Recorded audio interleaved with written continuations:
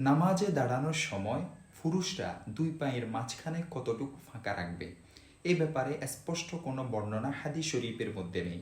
তবে এ ব্যাপারে সাহাবাই কেরামের আমলের বর্ণনা পাওয়া যায়। কিতাবাদি দেখলে পাওয়া যায় সাহাবাই কেরামের আমল দুই পায়ের মাঝখানে তারা ফাঁকা রাখতেন। কেউ যদি দুই পা মিলিয়ে দাঁড়াতো তাহলে সাহাবাই কেরাম তাদের প্রতি রাগ প্রকাশ করতেন।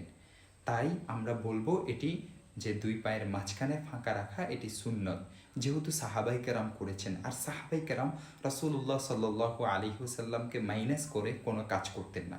কিন্তু কতটুকু ফাঁকা রাখতে হবে সে ব্যাপারে নির্দিষ্ট কোনো বর্ণনা হাদিসে না থাকার কারণে ফোকাহে কেরাম বলেছেন যে একজন মানুষ স্বাভাবিকভাবে আরামের সাথে দাঁড়াতে হলে দুই পায়ের মাঝখানে 4 আঙ্গুল পরিমাণ ফাঁকা রাখতে হয়। তাই দুই পায়ের মাঝখানে 4 আঙ্গুল ফাঁকা রেখে দাঁড়ানো এটি মুস্তাহাব।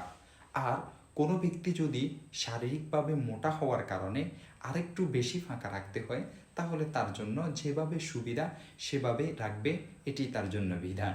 কিন্তু এত অধিক ফাঁকা রাখা যাবে না যা দেখতে খারাপ দেখা যায়, কিংবা মানুষ স্বাভাবিকভাবে যেভাবে দাঁড়ায় না তার চাইতে বেশি ফাঁকা রেখে নামাজের মধ্যে দাঁড়ানো এটি ঠিক নয়।